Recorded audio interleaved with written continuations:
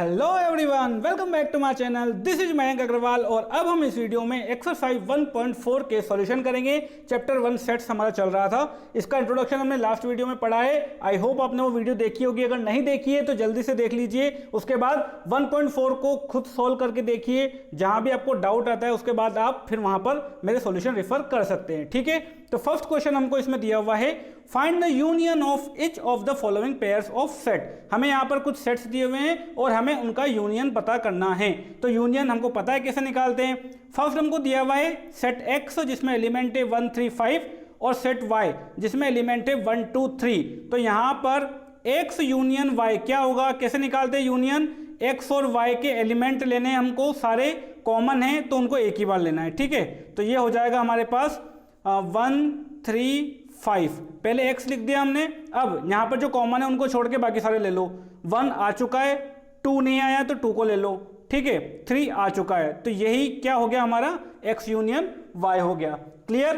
अब सेकंड हमको दिया हुआ है सेट a जिसमें एलिमेंट है a e i o u, b जिसमें एलिमेंट है a b c। ठीक है, तो इसका भी यूनियन हम लिख देंगे a यूनियन b। क्या हो जाएगा, पहले a e i o u सबको लिख दो, उसके बाद जो जो आ चुके हैं उनको छोड़ के बाकी लिख दो। ए आ चुका है, बी नहीं आया है तो बी को लिख दो, सी नहीं आया है तो उसको लिख दो। ठीक है, तो ये हो गया ए यूनियन बी। क्लियर, आसान है। अब थर्ड नंबर, थर्ड में हमको सेट बिल्डर फॉर्म दी हुई है। ठीक है, तो सेट बिल्डर फॉर्म में हमको सेट ए दिया हुआ है, x such that x is a natural number and multiple of 3।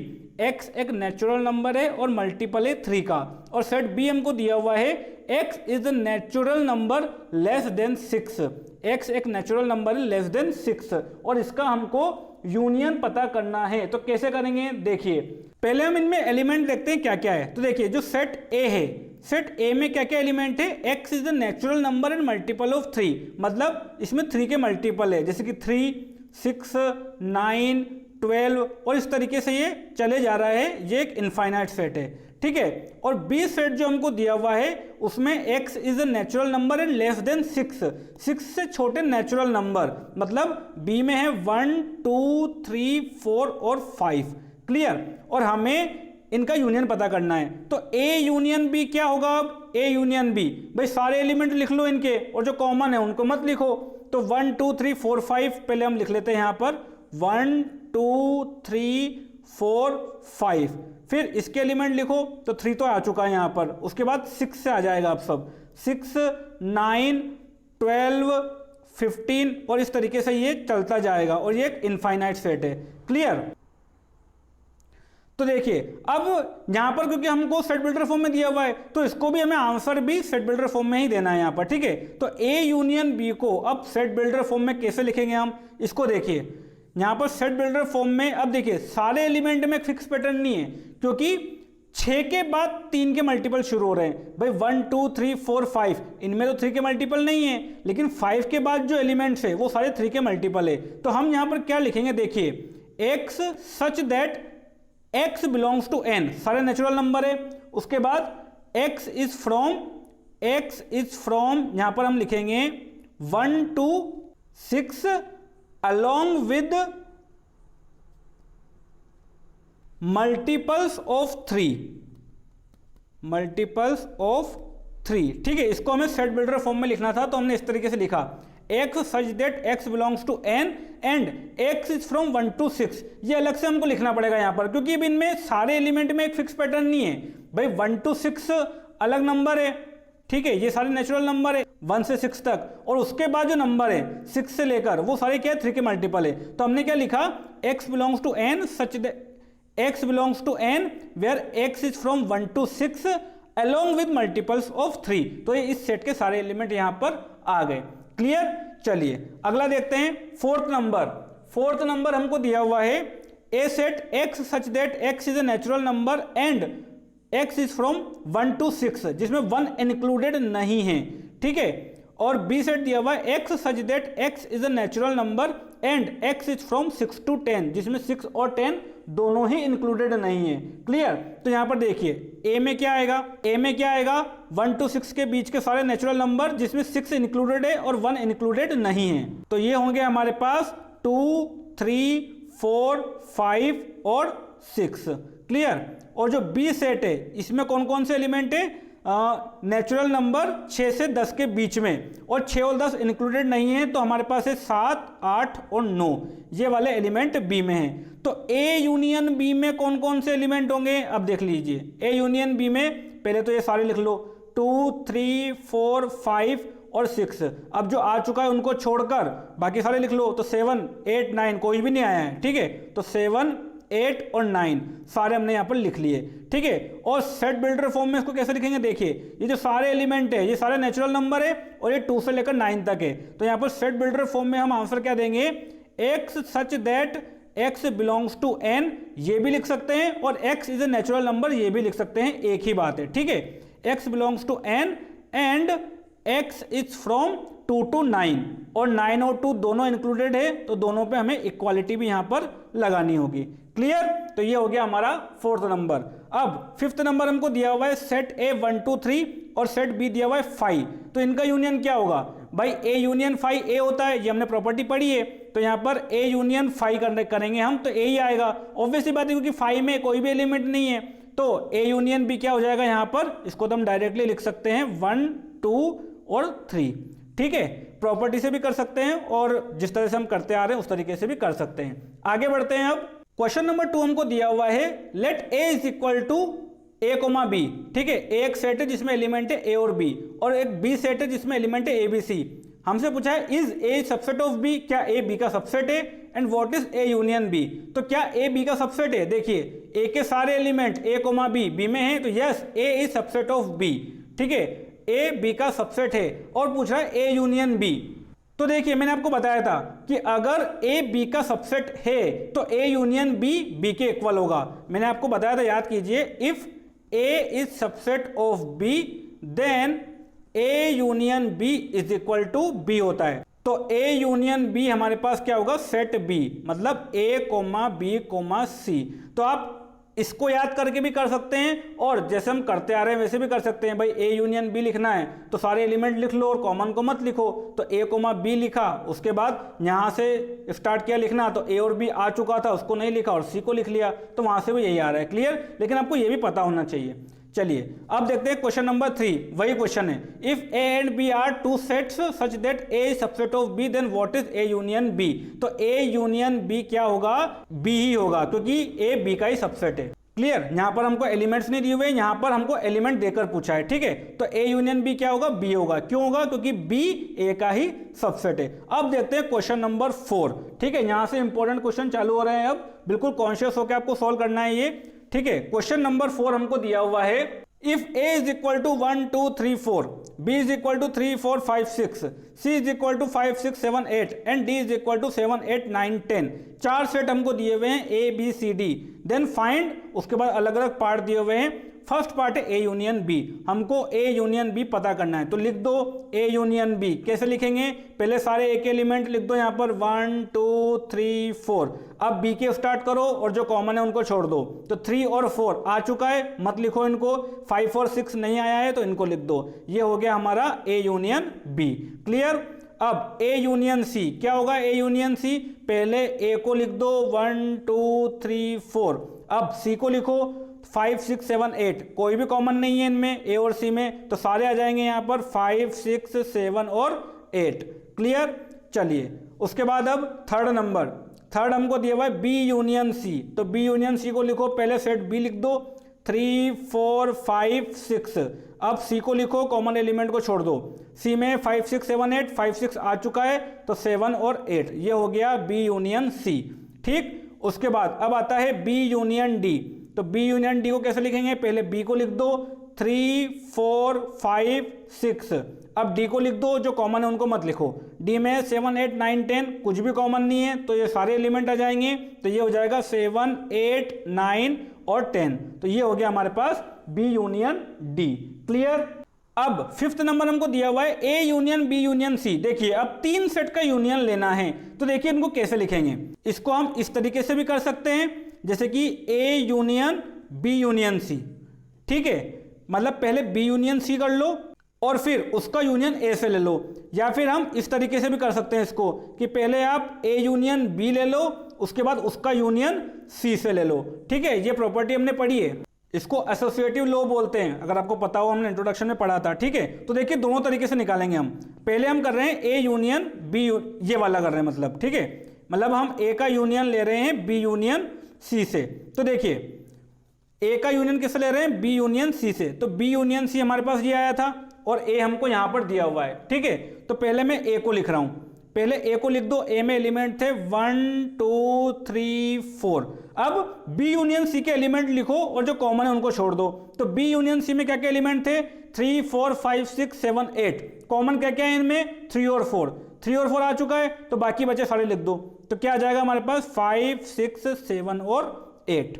ठीक है, तो ये हो गया हमारे पास A union B union C. तो ये तो हमने इस तरीके से करा, बी यूनियन सी का यूनियन ए से लिया। अब हम इस तरीके से भी करेंगे, पहले ए यूनियन बी लिखेंगे, उसके बाद सी लिखेंगे। ठीक है, तो देखिए अब हम करेंगे ए यूनियन बी का यूनियन सी से करेंगे। तो यहाँ पर देखिए ए यूनियन बी हमारे पास क्या आया था, ए यूनियन बी आया था 1 2 3 4 5 6। तो इसको लिख दो 1 2 3 4 5 और 6। अब इसका यूनियन सी से ले रहे हैं, तो सी के एलिमेंट लिख दो कॉमन को छोड़कर। सी में एलिमेंट थे 5 6 7 8, कॉमन क्या क्या आ रहे हैं, 5 और 6 आ चुके हैं, इनको छोड़ो, 7 8 लिख दो। तो देखिए ये वही सेट आ रहा है, A union B union C. तो आप अपनी मर्जी से जो चाहे उस तरीके से कर सकते हो। क्लियर, आगे बढ़ते हैं। नेक्स्ट हमको दिया हुआ है A union B union D.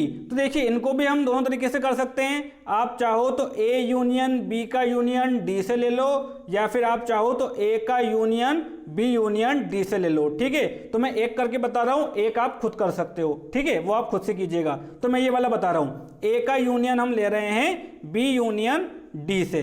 Clear, तो देखिए क्या होगा, ये ए सेट हमारे पास क्या था, ए सेट हमारे पास था 1 2 3 4, और बी यूनियन डी हमारे पास निकला था 3 4 5 6 7 8 9 10।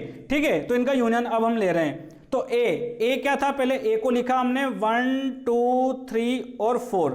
ठीक, और बी यूनियन डी में क्या क्या एलिमेंट थे, 3 से 10 तक के सारे एलिमेंट थे। ठीक है, तो 3 और 4 तो आ चुका है, बाकी बचे सारे लिख दो। तो क्या आ जाएगा, 5 6 7 8 9 और 10।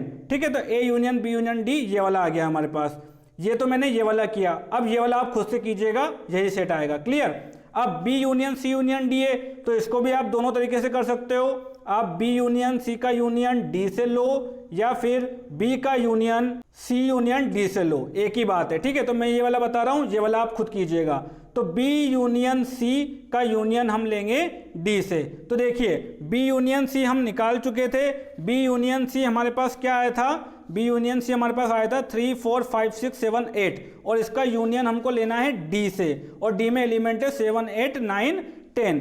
ठीक है, तो पहले हम बी यूनियन सी लिखते हैं। बी यूनियन सी के सारे एलिमेंट लिख दो 3 से 8 तक। बी यूनियन सी के सारे एलिमेंट हमने लिख दिए 3 से 8 तक, 3 4 5 6 7 और 8। उसके बाद डी में क्या क्या एलिमेंट है, डी में एलिमेंट है हमारे पास 7 8 9 10। तो 7 8 9 10 को लिख दो, जो कॉमन है उनको छोड़ दो। तो 7 8 आ चुका है, तो 9 10 लिख दो यहाँ पर। क्लियर, तो 3 से 10 तक के सारे element B union C union D में आ गए हैं। इससे अब आप खुद कीजिएगा, यही सेट आएगा। क्लियर, चलिए अब बढ़ते हैं क्वेश्चन नंबर 5 की ओर। अब हमको इंटरसेक्शन निकालने हैं। ठीक है, इंटरसेक्शन निकालने हैं। ऊपर जो पेयर अभी हमने जिनके यूनियन निकाले हैं, उन्हीं के अब इंटरसेक्शन निकालने हैं सबके। ठीक है, find the intersection of each pair of sets of question 1 above. मतलब एक क्वेश्चन पहले जो हमने सारे पेयर के यूनियन निकाले हैं, उन्हीं के अब आप इंटरसेक्शन निकालिए। ठीक है, तो मैंने सारे सेट यहाँ पर वापस लिख दिए।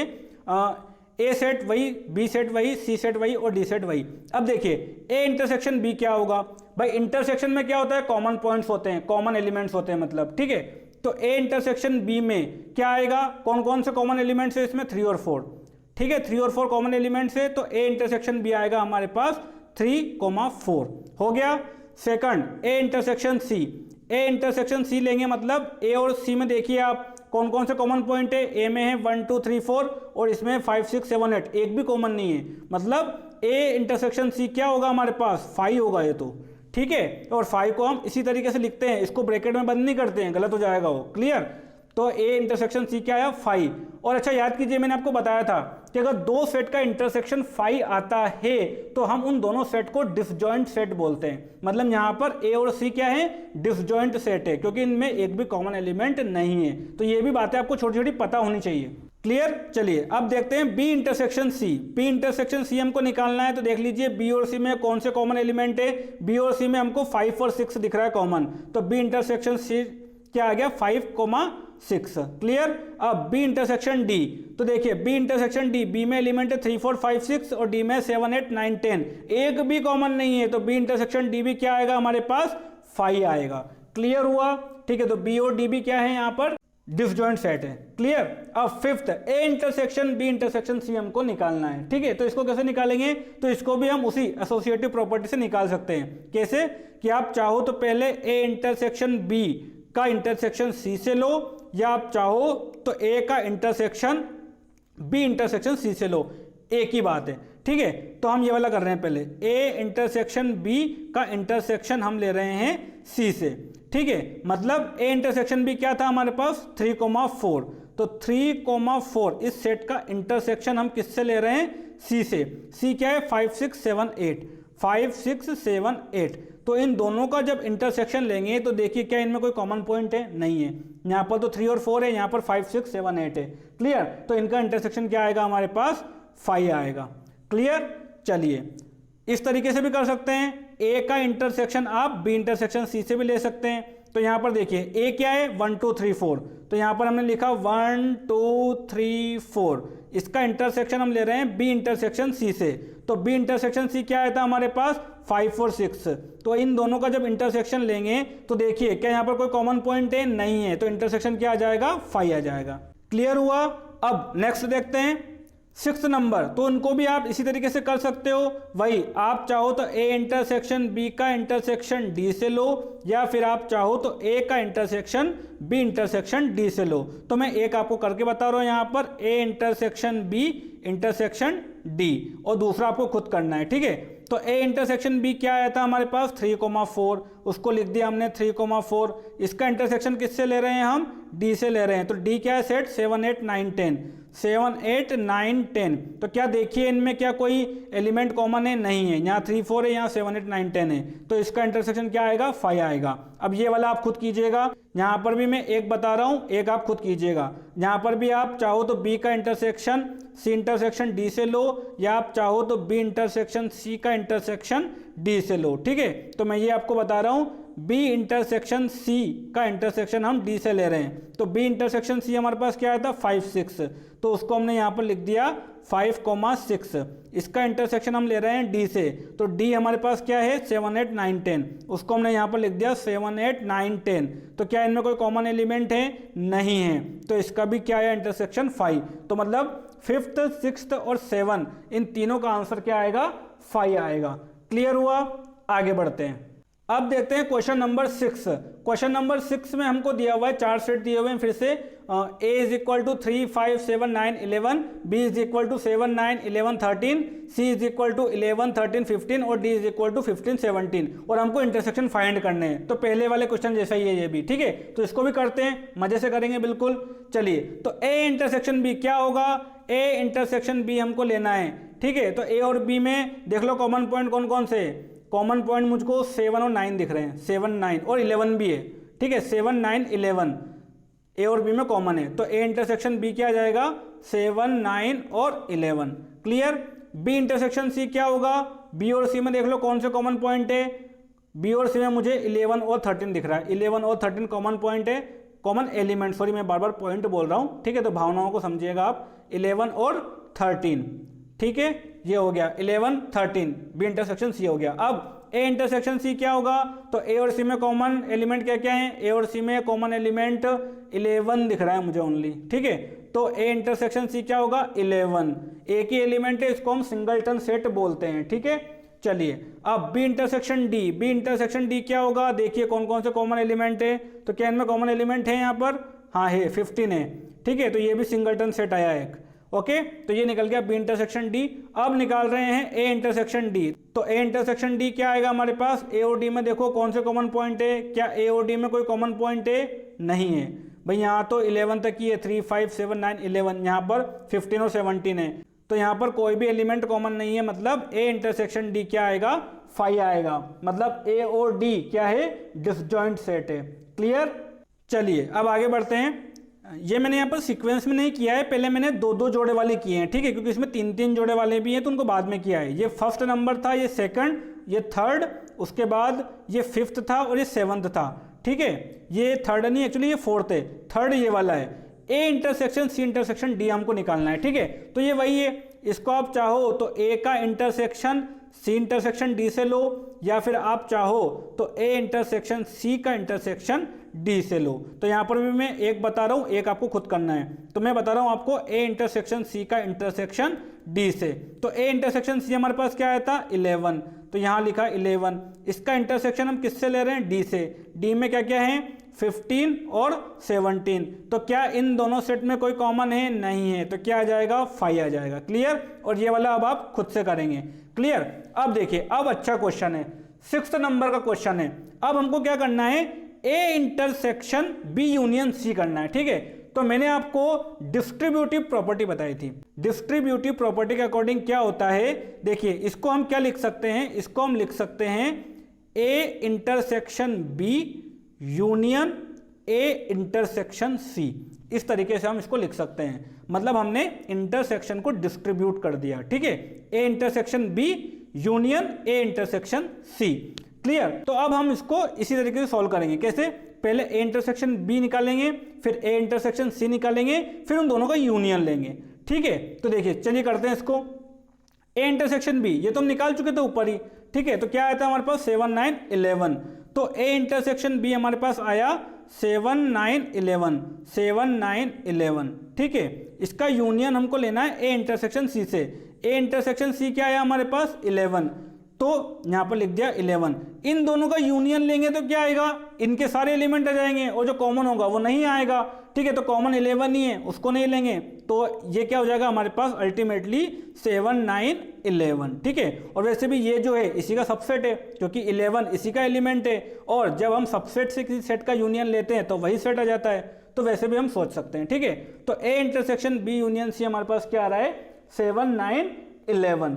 क्लियर। चलिए, और अगर आप ये प्रॉपर्टी ना लगाना चाहें तो आप डायरेक्टली इस तरीके से भी कर सकते हैं, जैसे कि आप पहले बी यूनियन सी निकाल लीजिए, फिर उसका इंटरसेक्शन ऐसे ले लीजिए, ठीक है। तो चलिए इससे भी करके देखते हैं। अब हम क्या करेंगे, अब देखिए, अब हम ए का इंटरसेक्शन बी यूनियन सी से लेंगे, ठीक है। तो देखिए बी यूनियन सी क्या आएगा, बी यूनियन सी को निकालिए पहले, बी यूनियन सी, तो बी सेट ये रहा और सी सेट ये रहा, इनका यूनियन निकालेंगे तो 7 9 11 13 और 15 आ जाएगा, क्योंकि 11 13 कॉमन है। तो बी यूनियन सी हमारे पास क्या आया, बी यूनियन सी हमारे पास आया 7 9 11 13 और 15, ठीक है।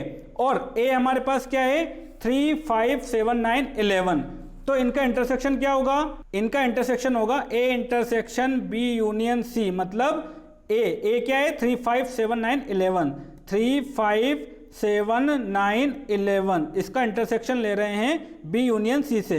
और ये हमारे पास क्या आया है, ये हमारे पास आया है 7 9 11 13 और 15, ठीक है। तो देखिए इनका इंटरसेक्शन लेना है, मतलब इनमें कॉमन पॉइंट देख लीजिए, तो क्या क्या कॉमन पॉइंट है इनमें कॉमन पॉइंट है 7 9 11, देखिए उसके अलावा और कोई भी कॉमन पॉइंट नहीं है, तो ठीक है। तो यहाँ से भी क्या आ रहा है, 7 9 11। तो आप दोनों मेथड से कर सकते हो और आपको दोनों मेथड आने चाहिए।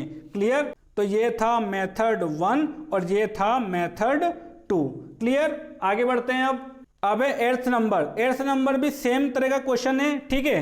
तो सेम तरह का क्वेश्चन है, तो इसको भी हम डिस्ट्रीब्यूटिव लॉ से भी करेंगे और A intersection B union D से भी करेंगे, ठीक है। दोनों करते हैं। ये क्वेश्चन कीजिएगा आप, ठीक है। ऐसा नहीं कि एक कर लिया तो कि हाँ ये तो ऐसे ही होगा, ऐसा मत कीजिएगा, क्योंकि ये नई चीज है, आपको बिल्कुल इसकी फील लेनी है, और इसकी फील तभी आएगी जब आप ज्यादा से ज्यादा प्रैक्टिस करोगे, इसलिए क्वेश्चन दिए हुए हैं, ठीक है।